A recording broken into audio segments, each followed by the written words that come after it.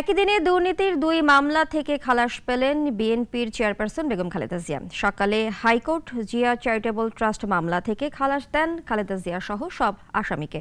দুপুরে বড়পুকুরিয়া কয়লা খনির মামলা থেকে অব্যাহতি দেন বিচারক আদালত।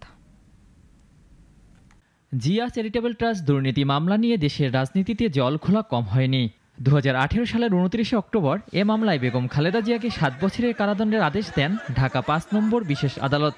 জরিমানাও করা হয় 10 লাখ টাকা। অনাদায়ে আরও 6 মাসের কারাদণ্ড দেন আদালত। পরে এ রায়ের বিরুদ্ধে আপিল করেন খালেদা জিয়া। 5 আগস্টের পট পরিবর্তনের পর মামলা শুনানির জন্য আবেদন করেন বেগম জিয়ার আইনজীবীরা।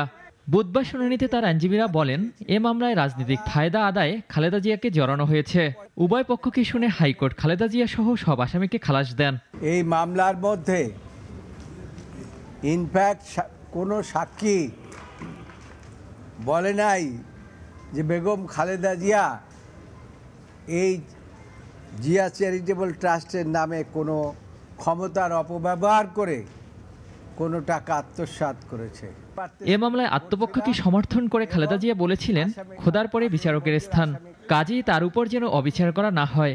একথা স্মরণ করিয়ে দেন বিএনপির আইন উপদেষ্টা। যে আল্লাহর পরে বিচারকের স্থান, আজকে যদি আমার উপর অবিচার করা হয়, যারা অবিচার করবে তারাও একদিন বিচারের মুখোমুখি হবেন।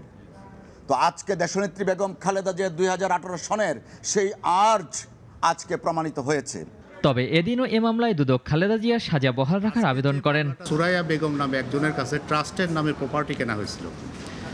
এই প্রপার্টিটা 6 কোটি সামথিং কেনার পরেও 1 কোটি 24 লক্ষ টাকা তাকে কেন বেশি দেওয়া হলো, এটার কোনো ব্যাখ্যা নাই। This is the allegation. এদিকে বড়পুকুরিয়া কয়লা খনি দুর্নীতির মামলা থেকে বেগম খালেদা জিয়া, সাবেক মন্ত্রী আলতাফ হোসেন চৌধুরী ও খন্দকার মোশাররফ হোসেনকে খালাস দিয়েছে আদালত। অলিউল রনি, নাগরিক, ঢাকা।